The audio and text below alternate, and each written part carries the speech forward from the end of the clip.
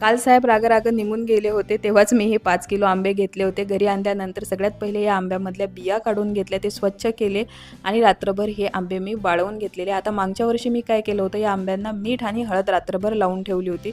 पण यावर्षी मी तसं केलं नाही, कारण की मी म्हटलं यावर्षी आपण थोडंसं वेगळं करून बघूयात. म्हणून मग रात्रभर वाळत घातले होते. आता मला Instagramला आणि WhatsAppला खूप जणांचे मेसेज आले, की ताई रेसिपी सांगा. तर रेसिपीसुद्धा तुम्हाला सांगणार आहे मी, बट उद्याच्या व्हिडिओमध्ये सांगणार. आता कालच येताना आम्ही झाडंसुद्धा आणले होते. आता हे जे झाड तुम्हाला दिसत आहे ना, मी तुम्हाला सांगते की मला असं झालं होतं की यार एवढी दुनिया समोर गेली, एवढ्या नर्सरी आहेत, एवढ्या सगळ्या गोष्टी आहेत आणि जे झाड आपल्याला लहानपणी इझिली कुठेही दिसत होतं तेच झाड आपल्याला भेटत नाही आहे. कारण मी याच्या पहिले हे झाड खूप ठिकाणी शोधलं, पण मला ते झाडच भेटत नव्हतं. आता ही झाडं का आणली मी तुम्हाला सांगते. दरवर्षीच मी झाडं आणते, दरवर्षीच लावते, पण हे ज्या कुंड्या आहेत, ही सगळी झाडे आहेत, ती सगळी जुनी आहेत. आता मला या नवीन घरामध्ये सगळी झाडं नवीन लावायची आहेत, नवीन कुंड्यासुद्धा आणायच्या आहेत आणि ही गॅलरीसुद्धा मस्त करायची आहे. आलं तेव्हापासून या गोष्टीसाठी टाईमच भेटला नाही, पण आता हळूहळू करेल मी आणि सगळ्या गोष्टी तुमच्यासोबत शेअरसुद्धा करेल. आता हे जे तुम्हाला घर दिसत आहे, तुम्ही बघा पहिले तर किती सुंदर असं घर आहे, छोटंसं घर आहे आणि आजूबाजूच्या परिसरात सगळी झाडं लावलेली आहेत आणि गेटजवळ ज्या दिसत आहेत त्या मॅडम आहेत आणि यशिकाचे पप्पा आहेत, त्यांच्या ह्या मॅडम होत्या. आता यांना बघितल्यानंतर मला माझ्या सासूबाईंची आठवण येते, बट तुम्हाला दाखवत कशासाठी आहे मी तुम्हाला ते सुद्धा सांगते. कारण की यांना बघितल्यानंतर खूप जास्त मोटिवेशन मिळतं, कारण त्या एकट्याच राहतात आणि त्यांना बघून ना खरंच असं वाटतं की यार एकटंही राहणं एवढं काही कठीण नाही आहे आणि लाईफमध्ये मुलंही असले आणि कितीही मोठी फॅमिली असली, आता त्यांची फॅमिली मोठी आहे, त्यांना मुलंसुद्धा आहेत, बट आज अशी वेळ आहेत की त्या एकट्या राहत आहे आणि बाकीचे त्यांचे जे काही लोक आहेत ते सगळे असतील, नोकरी करत असतील, इकडे तिकडे कुठेही राहत असतील, बट त्यांना बघून मला खूप भारी वाटते की नाही, जगायचं असेल ना तर कसंही आपण जगू शकतो.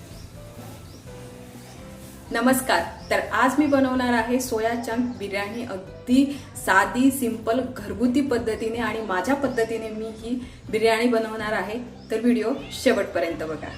तर तांदूळ आपल्याला अर्धा घंटा पहिलेच भिजत घालायचं आहे आणि सोबतच सोयाबीनची वडी जी आहे ती सुद्धा आपल्याला भिजत घालायची आहे आणि छान भिजली सुद्धा होती. सगळ्यात पहिले पाणी घेतलेल्या पाण्यामध्ये मीठ टाकून पाण्याला उकळी येईपर्यंत थांबायचं आहे. त्यानंतर त्यामध्ये आपल्याला खडे मसाले टाकायचे आहेत, तांदूळ टाकायचा आहे आणि 80% तांदूळ आपल्याला शिजवून घ्यायचा आहे. तेलामध्ये जिरं, मोहरी, लसूण टाकायचं आहे. लसूण शिजला की मी हिरवी मिरची आणि सांबार मिक्सरमधून बारीक करून घेतला, तो टाकायचा आहे. त्यानंतर खडे मसाले, कांदा, टमाटर आणि कांदा टमाटर व्यवस्थित शिजलं की त्यामध्ये आलू टाकायचा आहे आणि सोयाबीनची वडीसुद्धा आपल्याला टाकून घ्यायची आहे. आता याच्यानंतर मी इथे हळद टाकत आहे आणि गरम मसाला आणि मीठ टाकून घेतलेलं आहे. व्यवस्थित मिक्स करायचं आहे आणि थोडंसं पाणी टाकायचं आहे. पाणी यासाठी टाकायचं आहे कारण की जे आपण आलू टाकलेले आहेत ते आपल्याला थोडेसे पहिले शिजवून घ्यायचे आहे, कारण नंतर ते जर आपण आलू पहिले शिजवले नाही तर नंतर ते थोडेसे कच्चेसुद्धा राहू शकतात. आणि लास्टमध्ये इथे मी टाकलेला आहे बिर्याणी मसाला आणि हा बिर्याणी मसालाच या बिर्याणीचा सगळ्यात मोठा भाग आहे. त्याच्यामुळे बिर्याणी मसाला असेल तर बिलकुल टाका, नसेल तर आणून घ्या आणि टाका, तरी पण टाका. आणि भात तुम्ही बघू शकता 80% शिजलेला आहे. अशा पद्धतीने आपल्याला भात शिजवून घ्यायचा आहे आणि त्यानंतर सगळा भात मी व्यवस्थित पूर्ण कढईमध्ये पसरवून घेतलेला आहे. त्यानंतर कांदा जो आहे तो मी पहिलेच फ्राय केला होता, तो कांदा टाकून घेतलेला आहे. त्यानंतर पुदिना टाकायचा आहे आणि सांबार टाकायचा आहे आणि 10 मिनटासाठी आपल्याला याला वाफवून घ्यायचं आहे.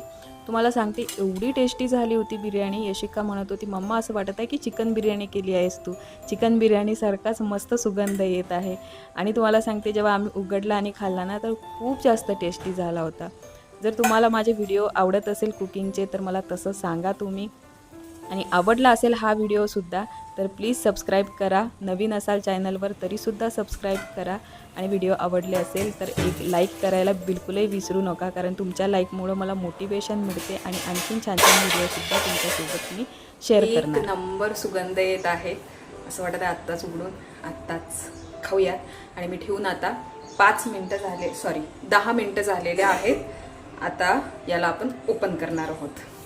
कुठलीही गोष्ट जेव्हा आपण बनवतो ना तेव्हा ती गोष्ट जर आपण मनापासून केली ना तर तुम्हाला सांगते खरंच आपल्या मनामध्ये जे काही चालू असते ना, त्या सगळ्या गोष्टी त्यामध्ये उतरतात. आपण जे शिजवत आहो अन्न त्यामध्ये उतरतात असं म्हणतात. नाही तर तुम्हाला सांगते मी, एखाद्या दिवशी ना, जेव्हा एखाद्या गोष्टीचा राग असेल त्या दिवशी तुम्ही ऑब्झर्व करा की त्या दिवशीचं तुमचं जे जेवण बनवलेलं आहे त्यामध्ये कधी मीठच जास्त होईल, तर कधी तिखट जास्त होईल, तर कधी तेल जास्त होईल, असं होते. कारण की तेव्हा आपल्या मनात राग असतो. आणि जर एखाद्या दिवशी आपला मूड खूप फ्रेश असेल आणि त्या दिवशी जर आपण स्वयंपाक केला, तर त्या दिवशी ना त्यामध्ये तेल जास्त होणार ना मीठ जास्त होणार, अगदी जसं पाहिजे तसं होणार. म्हणून जेव्हा आपण स्वयंपाक करतो ना, तेव्हा अगदी मनापासून केला पाहिजे. मनापासून केला की असा टेस्टी आणि छान असा स्वयंपाक होतो.